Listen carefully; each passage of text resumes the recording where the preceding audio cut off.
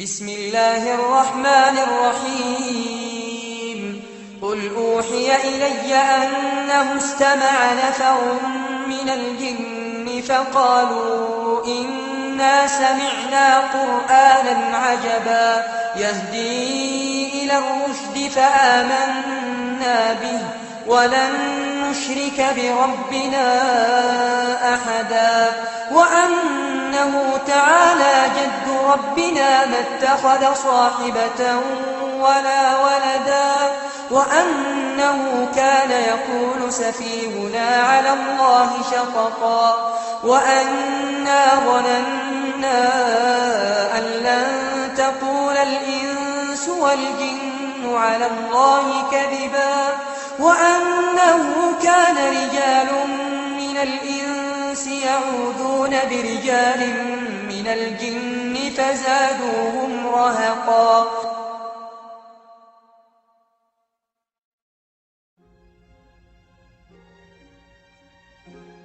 And of course, many of the people who are into the New Age are into astral projection and in contact with these spirit beings. And there really are spirit beings out there. They refer to them as the Masters of Wisdom, or the Great White Brotherhood, or the Enlightened Ones. And they believe that they are guiding society.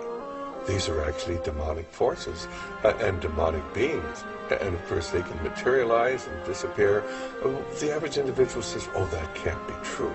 And yet it is true. And when you talk to the people who are dealing with this, they come in contact with us many times. They have accessed this other dimension, which is truly a demonic dimension. And of course, tragically, it's becoming increasingly apparent here in America as we turn our back on God, and we're not really a secular society. We've gone from being a Christian society to a secular society, and now a society dominated by the occult forces, of which are intent upon ruling the world. If it's true that the Roriks were in contact with the spirit realm, is it then possible that these same powers could have somehow influenced the design of the dollar bill? And I know some of this is review for people that have gone through this, but I still think for people that don't know this, it's important to understand these things. This is a dollar bill, which is the now devalued dollar bill. And on the back of the dollar bill, there's a seal on this side. It's called the Great Seal of the United States. That's what it's called. It's their seal. Now behind the seal, this is actually what is behind the Great Seal of the United States, is a pyramid with one eye. Now the one eye is the sun god Re, which is where we get the word rays, sun rays. It is the sun god, same Mithraic character. And he shows up again and again. This is the Masonic god of the ray. If you look, you'll see the pyramid is built except for the top. It's built except for the top. The eye is suspended above the top. It hasn't come down yet. Because they believe until they've finished the Masonic project, which is the what they say on the bottom, Novus Ordo Seclorum, and then Annuetta Cheptis, he is pleased with our project. In other words, the God they believe in is pleased with our project. What is the project? This is the question. What is the project that this God is pleased with? The project is literally the secularization of the world. To completely strip the world from religious beliefs. This is the project, and that is why it is called Novus Ordo Seclorum, a new secular or worldly order. If you translate that into Arabic, it would be a Nizam al-Alami ad-Dunyawi, not al-Jadid. It would be ad-Dunyawi, the new temporal order, the new order of the world. And we know what dunya is in Arabic. Dunya has a negative connotation in Islam, unlike alam, which does not have a negative connotation. If you read the Quran, alam is not a negative connotation. Rabb al-Alameen, Allah is Lord of the Alameen. We are part of the alam. The alam is the passive form of alim. It's what is known. It is how we know al-alim. The world is how we know Allah. We don't know Allah through dunya. Dunya is the the illusory nature of the world. It's the gharura, it's the aspect of the world that deludes you, thinking that you're permanent, thinking that you can transgress, thinking that you're independent from Allah. This is the dunya. Zionists do not, as they claim, represent the Jewish people. They like to claim they represent the Jewish people, but they most certainly do not. Anti-Zionism is not anti-Semitism. Authentic Orthodox Jews totally oppose Zionism. They sympathize entirely with the Palestinian cause, and they protest the wrongs that are done to them. We want to say that whatever happens, if the Arabs will recognize the state of Israel, we as a Jewish people are forbidden to recognize even 1 inch of Jewish sovereignty. We are commanded in exile by God. We're not a nationalism. We are commanded by God that we're forbidden in exile to have even 1 inch of sovereignty, even if it will be handed to us.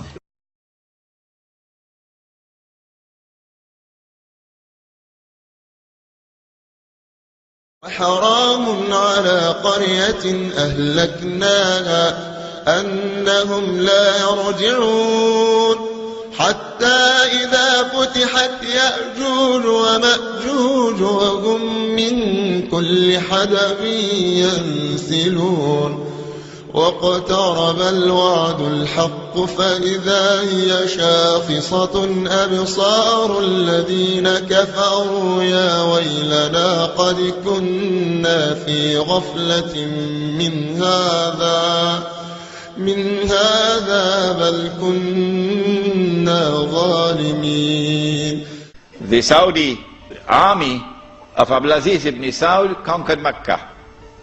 And Abdulaziz and Sharif Hussein packed his suitcase and off he went.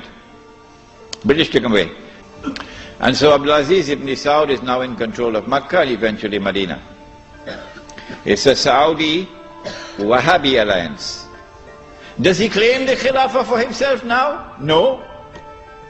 What he does is, as soon as he enters Mecca in 1924 October, Abdulaziz ibn Saud makes a proclamation, and they're going to hate me for revealing this to you.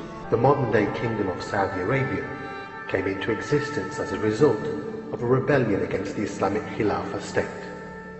Britain sought to strike the Islamic State from within. Followers of the Wahhabi madhab by then had managed to establish an entity within the Islamic State, led by Muhammad ibn Saud, and later by his son Abdulaziz. Britain supplied them with weapons and money, and they moved on a sectarian basis to seize the Islamic lands, which were under the authority of the Khilafah. They took up arms against the Khalifa and fought the Islamic armed forces, all the time goaded by the British. It was well known that Al Saud were British agents.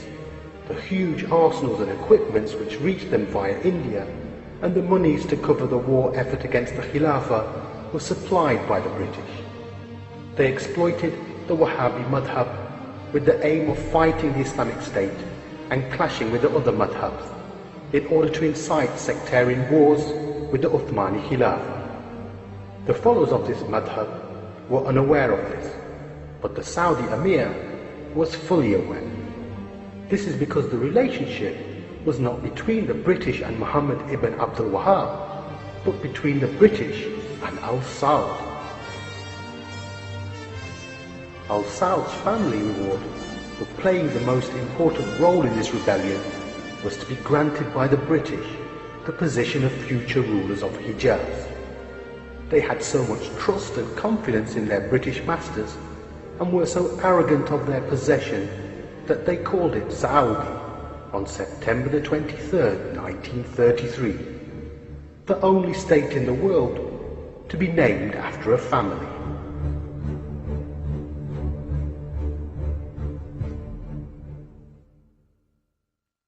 Contrary to popular Western myth, it is the Saudis that are dependent on the US and not the other way round. The relationship is one in which the Saudi regime has no leverage over the US, while the US exerts almost total control over the regime, with the power to remove the regime overtly or covertly.